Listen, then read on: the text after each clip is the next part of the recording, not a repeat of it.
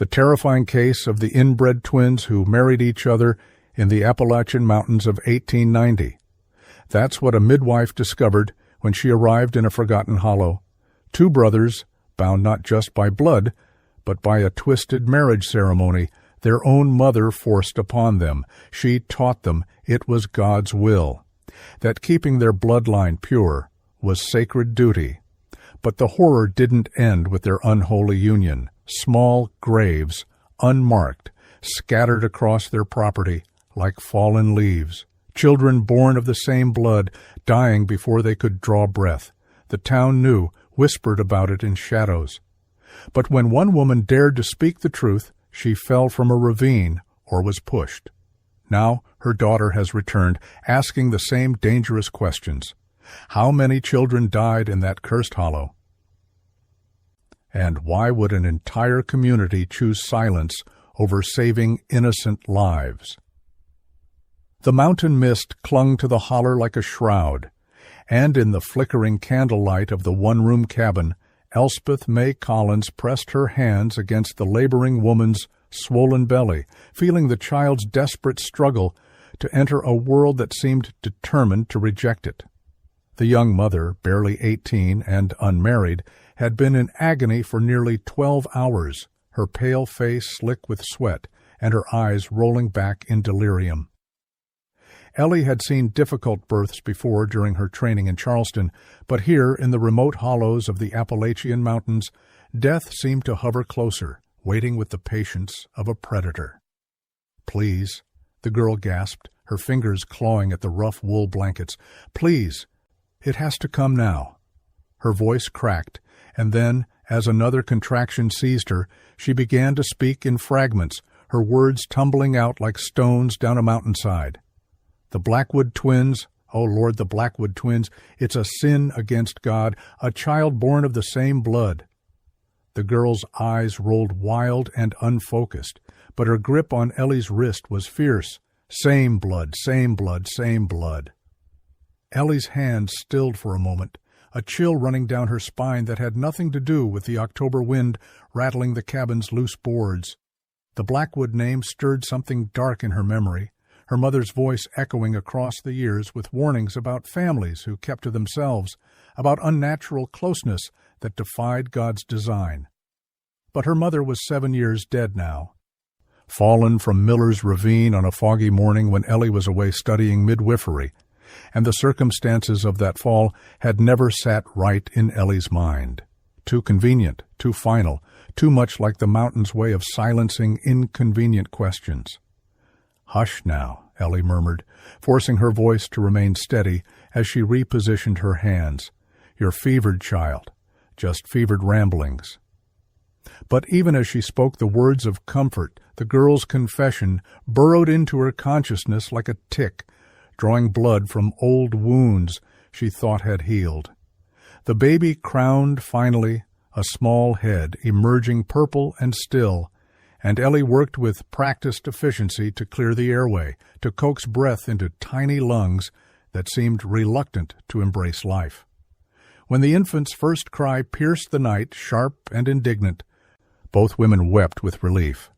The young mother recovered quickly after the birth, her fever breaking with the dawn, and when Ellie asked gently about her midnight ramblings, the girl's face went blank with confusion. "I don't remember much," she said, cradling her newborn daughter. "Just the pain, and feeling like I was drowning in it." She thanked Ellie with tearful gratitude and a handful of coins that represented a fortune in these parts, but she offered no explanation for the dark words that had spilled from her lips in the throes of labor. Ellie walked home through the morning mist, her medical bag heavy on her shoulder, and her mind churning with unwelcome thoughts. She had returned to Grayson's Hollow 6 months ago, hoping to find peace in the work of bringing life into the world, to make some small difference in a community that desperately needed medical care. The mountain people were suspicious of outsiders, even one who had grown up among them before leaving for the city, but slowly they had begun to trust her steady hands and gentle manner. She had delivered 8 babies since her return, tended to broken bones and festering wounds, and slowly built a practice that gave her purpose and a fragile sense of belonging. That Sunday she sat in the weathered pews of Grayson's Hollow Baptist Church, trying to find solace in the familiar hymns and Reverend Hutchins' earnest sermon about God's plan for His children. The congregation was small, perhaps 40 souls, scattered across the wooden benches, their faces weathered by hard lives and harder winters. Ellie joined her voice to theirs in Amazing Grace, but the words felt hollow in her mouth, and she found herself studying the faces around her, wondering what secrets they carried, what sins they whispered to God in the privacy of their prayers. The Blackwoods were not among the congregation, she noticed, though she could not recall if they had ever been regular attendees even before her departure for Charleston. After the service, she lingered in the churchyard, accepting kind words about her work from Mrs. Patterson, whose grandson she had helped deliver the previous month.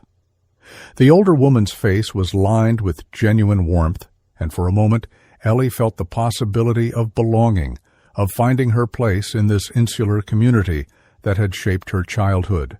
But even as she smiled and nodded at the compliments, part of her mind remained fixed on the laboring girl's fevered words, turning them over like stones in her pocket. It was 3 days later, while purchasing supplies at Thornton's General Store, that the stones began to form a pattern. She was examining a bolt of cotton cloth, calculating whether she could afford new bed linens, when she heard Mrs. Oakley's voice drop to a whisper behind the pickle barrels. "Saw Silas Blackwood in town yesterday," the woman was saying to her companion, Mrs. Bell. "First time in months, looked thin as a rail, and those eyes of his." She shuddered visibly, like looking into a well at midnight. "Hush," Mrs. Bell replied, glancing nervously around the store. "You know better than to speak of them." I know, but it ain't natural the way they live up there. 2 grown men, never married, never seen with women." Mrs. Oakley's voice dropped even lower.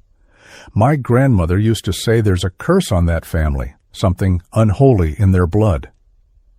"Your grandmother said a lot of things," Mrs. Bell countered, but her tone lacked conviction, and most of it was superstition and nonsense.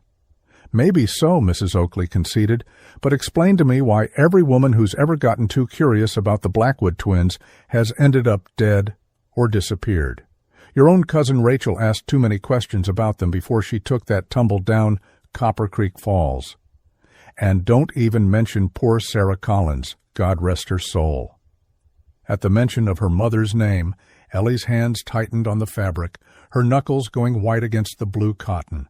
Sarah Collins, who had fallen from Miller's Ravine on a foggy morning 7 years ago, her body broken on the rocks below. An accident, the sheriff had concluded after a cursory investigation.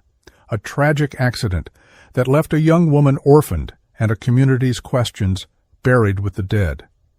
Ellie paid for her supplies with hands that trembled slightly, exchanging pleasantries with old Mr. Thornton, while her mind raced with implications she was not yet ready to face. As she walked home through the lengthening shadows, her mother's voice seemed to whisper in the wind that stirred the dying leaves, warnings about families who turned inward, about bloodlines that twisted back on themselves like snakes eating their own tails.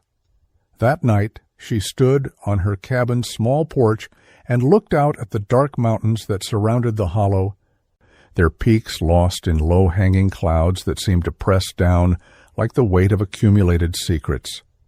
The realization came to her slowly, like water seeping through stone, that the uncomfortable truths she felt compelled to seek might be far more monstrous than she had ever imagined, and that the pursuit of them would demand a price she might not be prepared to pay. The mountain kept its secrets well, but Ellie Mae Collins was her mother's daughter, and some questions, once asked, could not be unasked, no matter how dangerous the answers might prove to be. The musty air of the church basement made Ellie's nose itch as she carefully turned the yellowed pages of the baptismal records, her fingers tracing the faded ink entries that chronicled births and deaths spanning back to 1840. Reverend Hutchins had been reluctant to grant her access to the old ledgers, claiming they were fragile and better left undisturbed, but her gentle persistence and mention of genealogical research for her medical practice had finally worn down his resistance.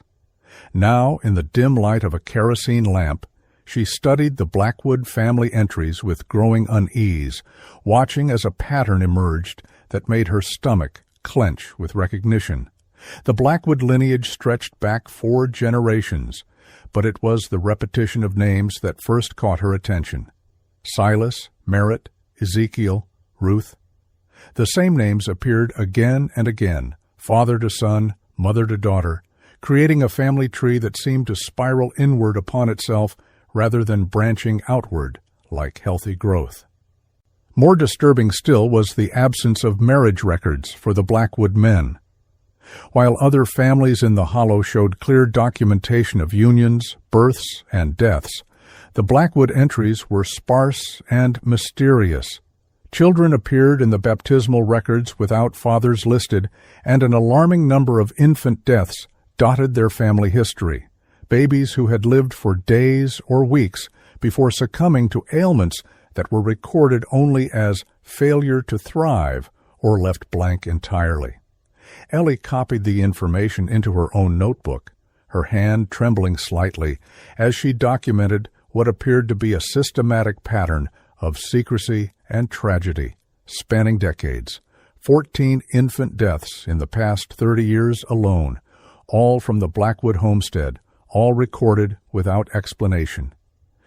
The current Silas and Merritt were listed as born in 1862 and 1864, respectively, but no mother was named, only delivered at home in Reverend Hutchins' predecessor's careful script. When she finally emerged from the basement, squinting in the afternoon sunlight, Reverend Hutchins was waiting for her with an expression of barely contained anxiety. "I hope you found what you were looking for, Miss Collins," he said, his voice tight with warning. "Sometimes our family histories contain sorrows best left undisturbed. Sometimes they contain truths that need to be brought into the light," Ellie replied quietly, meeting his gaze with steady determination. The Reverend's face paled, and he turned away without another word. But she could feel his worried stare following her as she walked across the churchyard toward the path that led to Ida Mae Carpenter's cabin. Ida Mae lived alone in a weathered shack at the edge of the hollow, her reputation as the keeper of local folklore and herbal wisdom making her a figure both respected and feared by the community. The old woman was nearly 70, her memory sharp as a blade, despite her advancing years, and she had been her mother's friend before Sarah Collins met her untimely end. Ellie found her sitting on her porch, shelling beans with arthritic fingers that moved with practiced efficiency despite their gnarled appearance. "I've been expecting you," Ida Mae said without looking up from her work.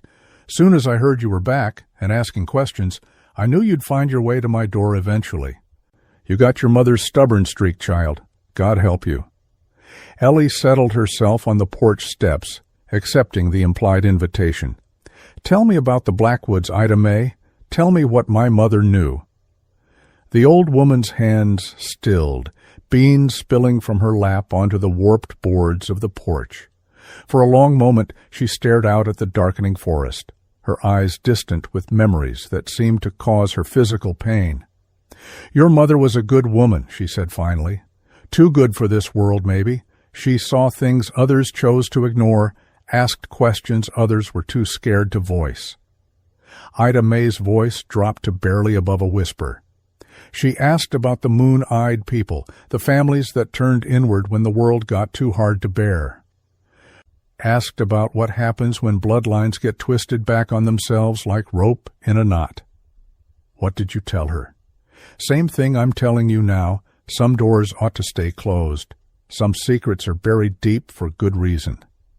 Ida Mae's gnarled fingers picked up a bean, turning it over and over in her palm.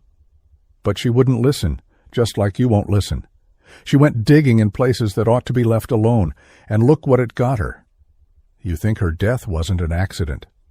It wasn't a question, and Ida May's silence was answer enough. After several minutes, the old woman rose from her chair with a grunt of effort. "Wait here," she said, disappearing into the dark interior of her cabin. When she returned, she carried a small wooden chest, its surface blackened with age and wear. "Your mother left this with me before she died, made me promise to keep it safe until you came asking the right questions." Ellie's hands shook as she accepted the chest, feeling the weight of her mother's secrets pressing against her palms. Inside, wrapped in faded blue silk, lay a leather-bound journal filled with her mother's careful handwriting. As she turned the pages, Sarah Collins's voice seemed to speak across the years, documenting suspicions and observations that painted a picture of mounting horror. Entries about the Blackwood twins' unnatural closeness, about their isolation from the community, about the uncanny resemblance between the few children who had survived infancy on their property. Her mother had noted the pattern of infant deaths, the absence of women visitors, the way the twins seemed to exist in a world entirely of their own making. But it was the final entry, dated just 3 days before her mother's death, that made Ellie's blood run cold. "I have found proof of the terrible secret that haunts the Blackwood homestead. God forgive me, but I cannot unknow what I have learned. Tomorrow I go to Sheriff Brody with what I have discovered. If something happens to me, if I meet with an accident, let this journal stand as witness to the truth.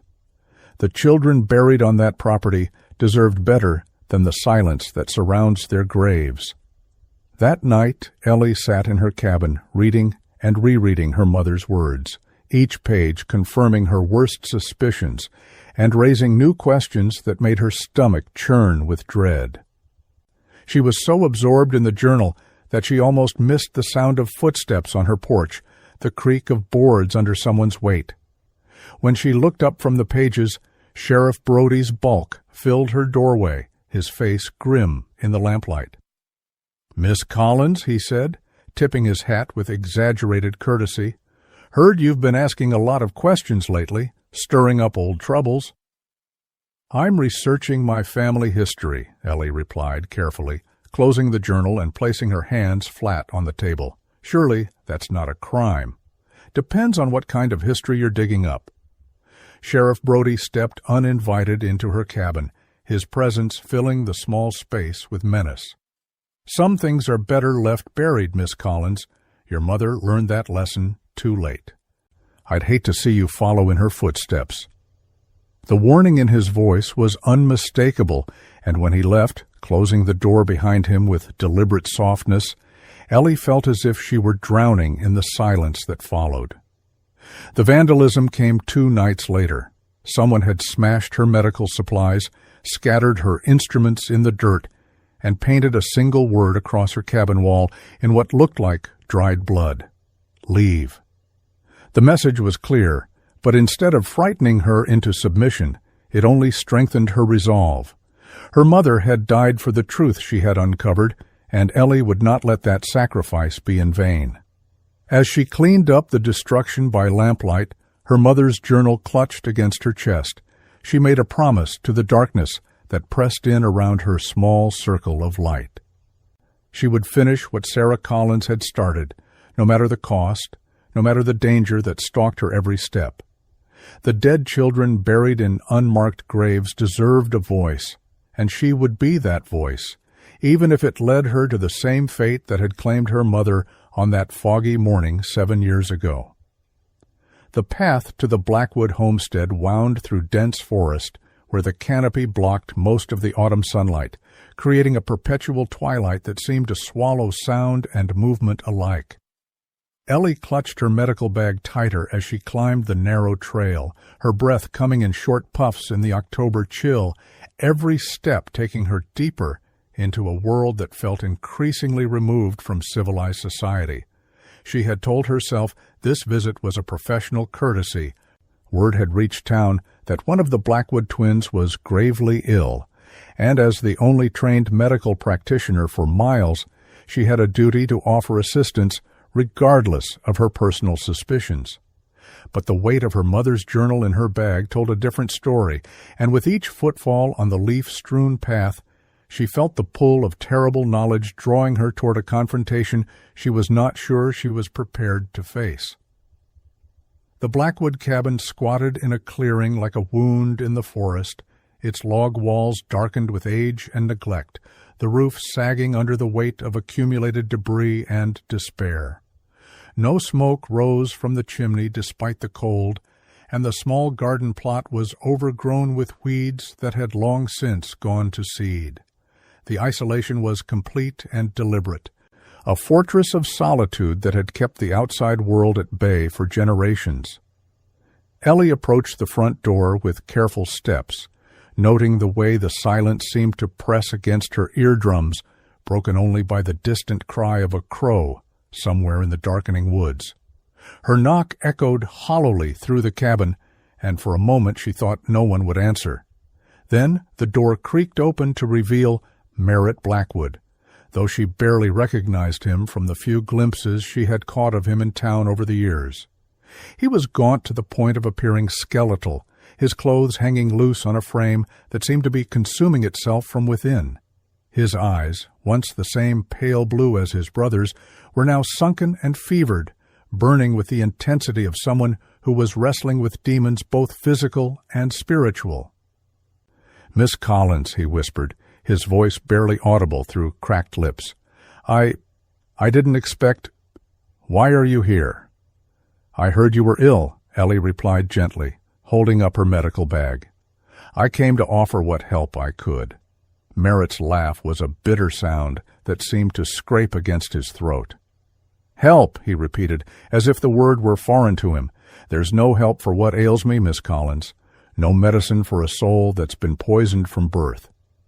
But he stepped aside to let her enter, and in that gesture she saw the desperate hunger of someone who had been starved for human contact, for any voice other than the one that had whispered poison into his ears for 30 years.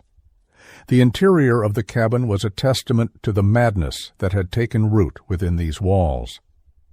Religious texts were scattered across every surface, their pages marked with underlines and annotations in multiple hands, verses about purity and bloodlines, and God's chosen people highlighted in fading ink.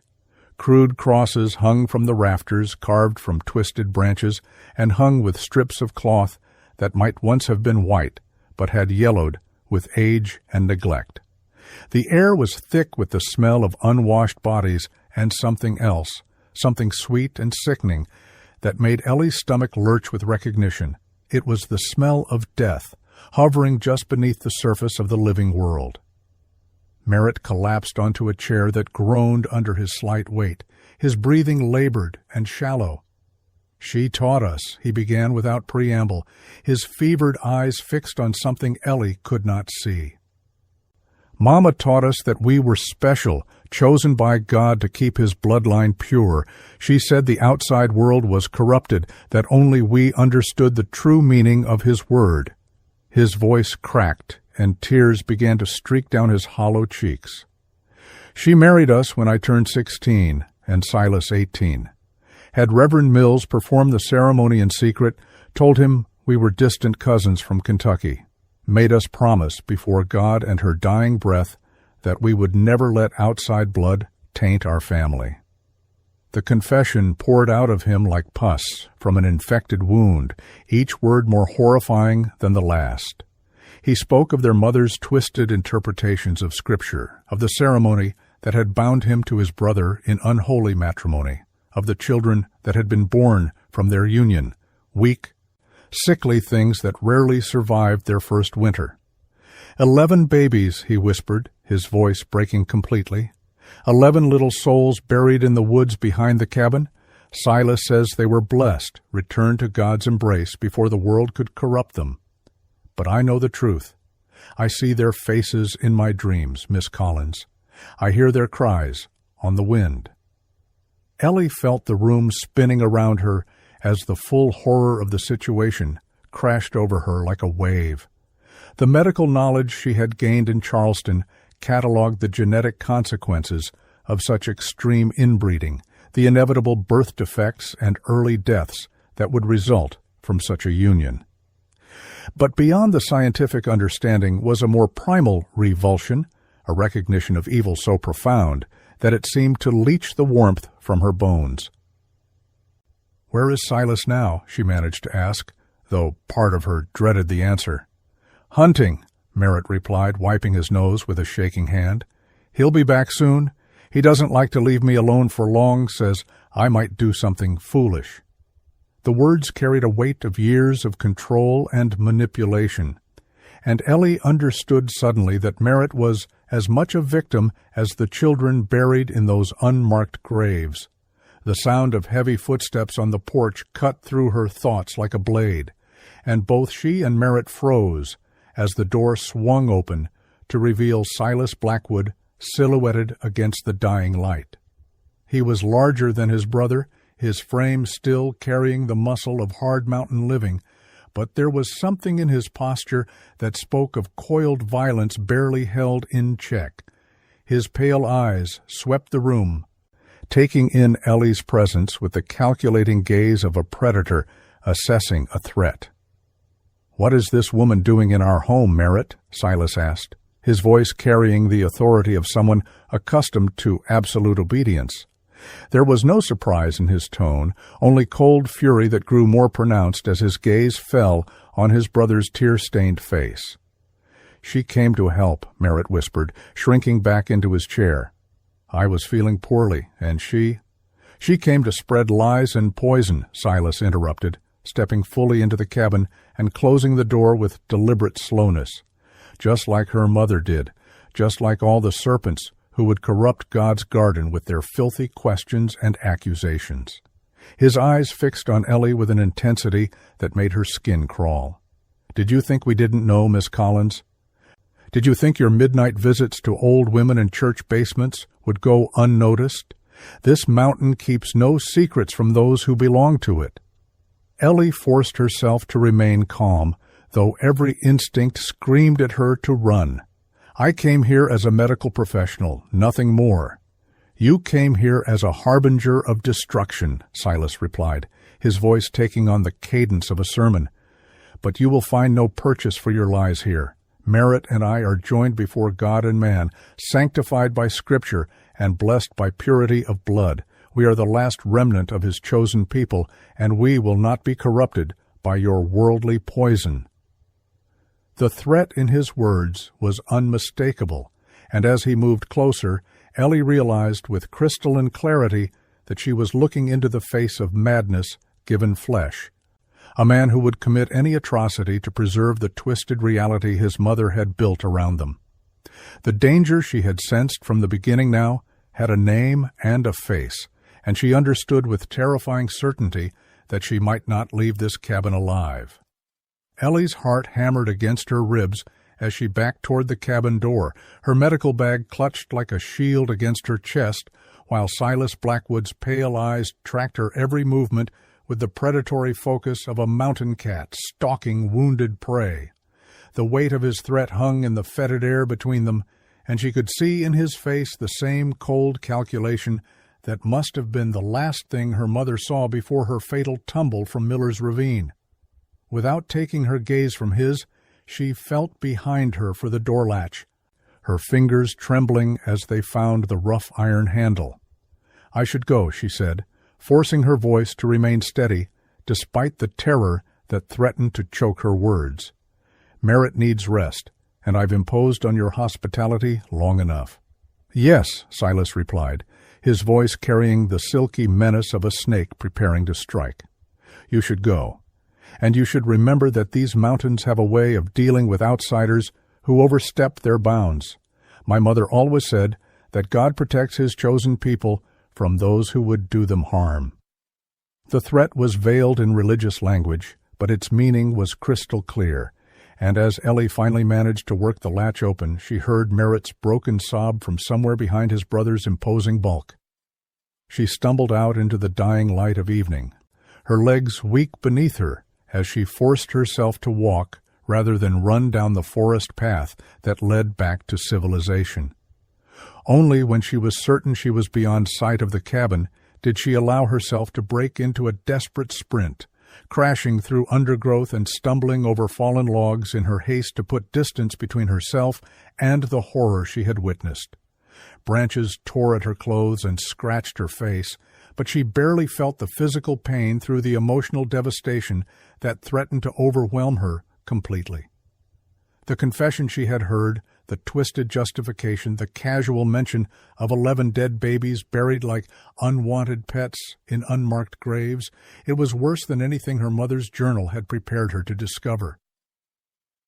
By the time she reached Sheriff Brody's office in the heart of Grayson's Hollow, the sun had set completely, and the windows of the small building glowed with the warm light of kerosene lamps that seemed to promise safety and justice in a world gone mad.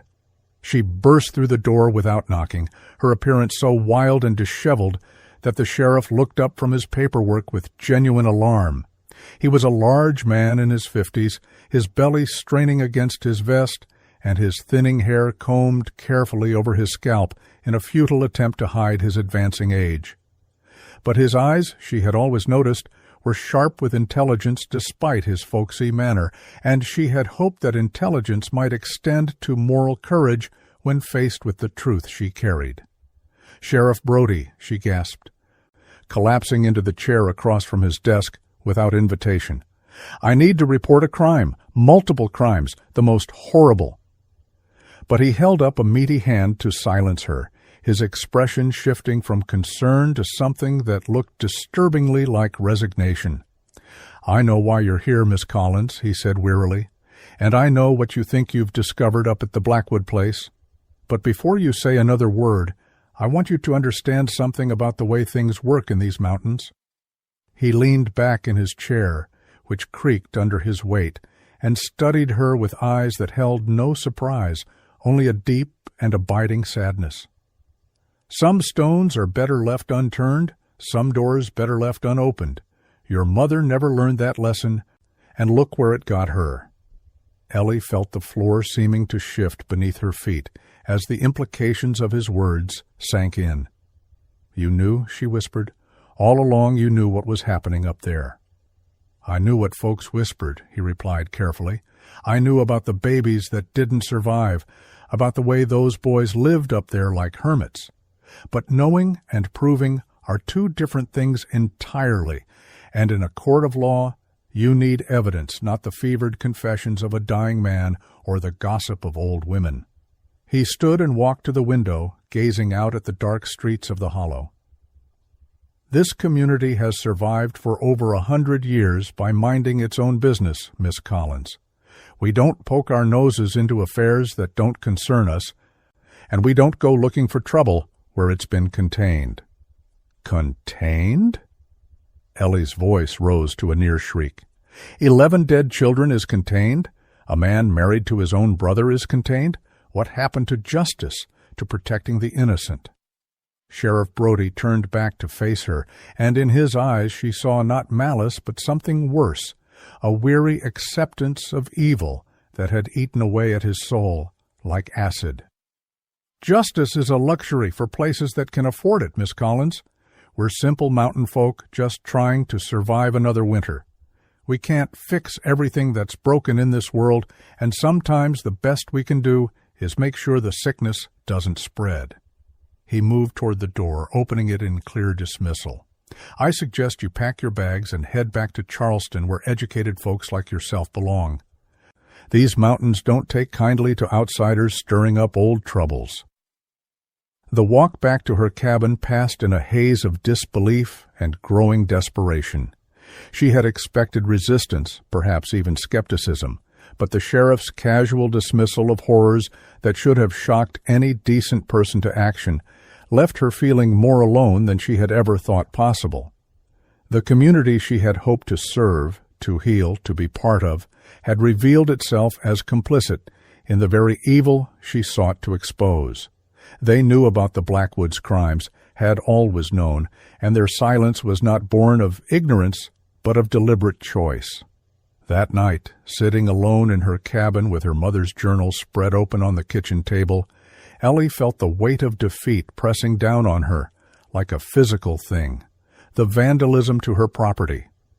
The sheriff's refusal to act, the community's closed ranks, it all pointed to the same inevitable conclusion that had claimed her mother's life 7 years earlier. Some truths were too dangerous to speak, some evils too deeply rooted to challenge without paying the ultimate price. But as she read through her mother's careful documentation once again, studying the meticulous notes and passionate observations that chronicled one woman's solitary battle against willful blindness, something shifted within her damaged spirit. Sarah Collins had not been investigating a simple crime. She had been waging war against an entire system of corruption and complicity that stretched back generations. Her death had not been the random tragedy of a woman who asked the wrong questions, but the calculated silencing of someone who threatened to expose the moral bankruptcy of an entire community. The realization struck Ellie like lightning, illuminating a storm-darkened landscape. This was not just about the Blackwood twins or their twisted union, or even the 11 small graves hidden in the mountain forest. This was about her mother's memory, about finishing the work that had cost Sarah Collins her life, about refusing to let evil triumph simply because it was easier to look away than to face uncomfortable truths.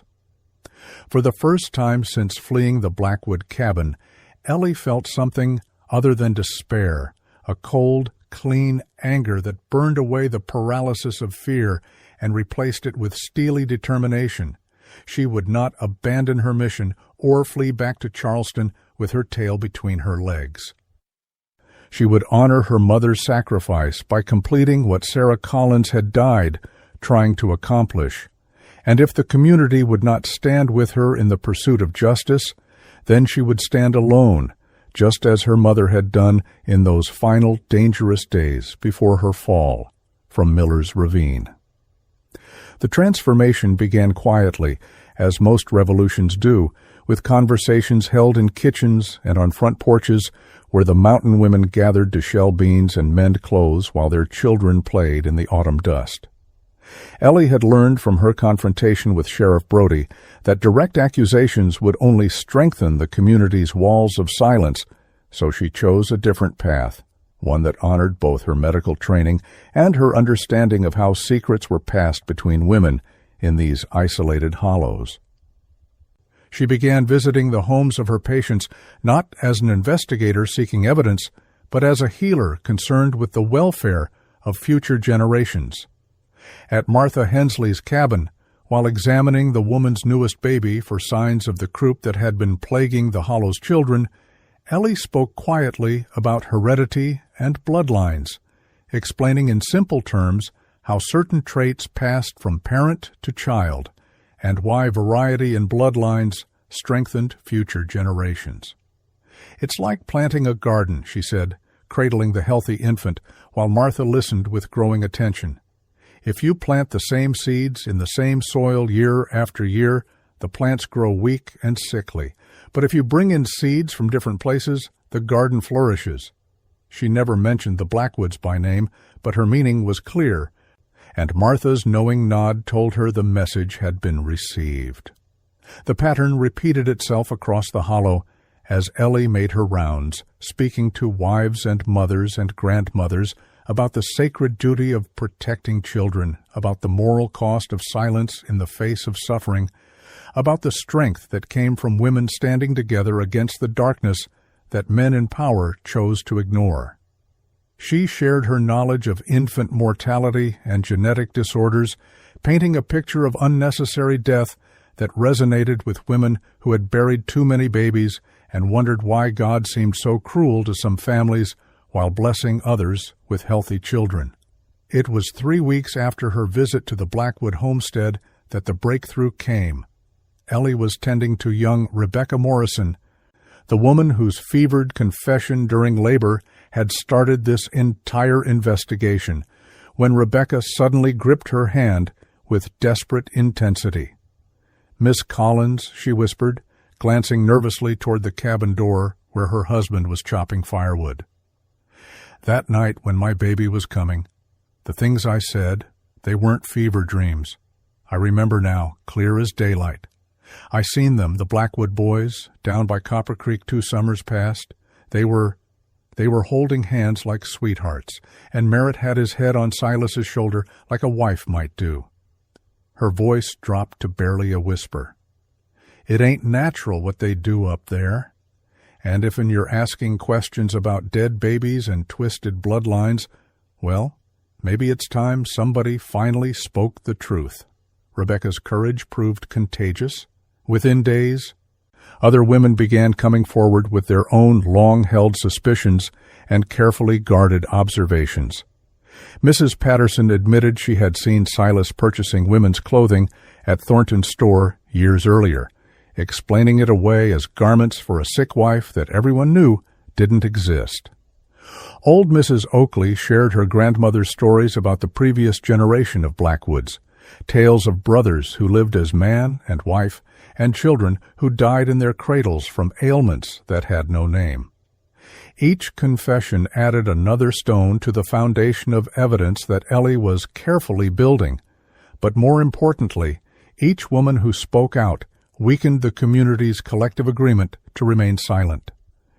The tide truly turned when Martha Hensley stood up during the women's prayer circle at Grayson's Hollow Baptist Church and declared in a voice that carried to every corner of the sanctuary, "We've been letting evil flourish in our midst while we hide behind pretty words about minding our own business.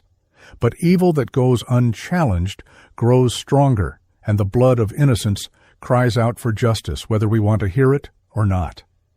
Her words sparked a heated discussion that continued long after the prayer circle officially ended, with women who had spent decades avoiding difficult topics suddenly finding their voices and demanding that something be done. Sheriff Brody found himself facing a delegation of determined mountain women on a cold November morning, their faces set with the kind of resolve that had tamed wilderness and survived countless hardships. They didn't come with evidence that would stand up in court, but they came with something more powerful, a united voice that could no longer be dismissed or intimidated into silence. "You'll ride up to that Blackwood place today," Martha Hensley told him with quiet authority, "or you'll find yourself facing questions at the next election that you won't want to answer." The sheriff rode out that afternoon with 2 deputies, his reluctance evident in every line of his body, but his political survival instincts finally overcoming his preference for willful ignorance. What they found at the isolated homestead would haunt the hollow for generations to come. Merritt Blackwood lay dead in his bed, his body already cold and wasted by the illness that had been consuming him from within. But it was the condition of the cabin that told the real story, scattered papers covered with religious justifications for unspeakable acts, a crude altar where twisted ceremonies had been performed, and most damning of all, a collection of infant clothing carefully preserved in a wooden chest, like relics of some unholy devotion. Silas was nowhere to be found when they arrived, but smoke rising from the forest behind the cabin led them to a horrifying discovery. He had built a funeral pyre in a clearing where 11 small graves marked with crude wooden crosses bore witness to years of hidden tragedy. The fire was already consuming what appeared to be the last of the Blackwood family's possessions, and as the sheriff and his deputies approached, they saw Silas standing in the flames, his arms outstretched like a man embracing salvation or damnation with equal fervor. He had chosen to burn rather than face the judgment of the outside world, taking with him the last vestige of a family curse that had poisoned the hollow for generations. The graves were properly marked and blessed by Reverend Hutchins, who performed the ceremony with tears streaming down his face as he spoke words of comfort for children who had never known anything but suffering in their brief lives. The community gathered to witness this final act of acknowledgement, their faces reflecting shame and sorrow for the years of willful blindness that had allowed such horrors to continue unchallenged. On the first Sunday of December, Ellie stood before the congregation of Grayson's Hollow Baptist Church, her voice steady as she addressed the assembled families who had finally been forced to confront the darkness in their midst. "We cannot change the past," she said, her words carrying across the small sanctuary with quiet authority. "We cannot bring back the innocent lives that were lost or undo the suffering that silence allowed to continue, but we can choose to be better, to speak truth even when it's difficult, to protect the vulnerable even when it's inconvenient." She looked out at faces that would never again meet her eyes with the same warmth they once had, understanding that her pursuit of justice had cost her any hope of truly belonging in this community. But as she concluded her remarks and took her seat, she felt her mother's presence like a benediction, knowing that Sarah Collins's sacrifice had not been in vain, and that some victories, however bittersweet, were worth any price demanded by conscience and truth.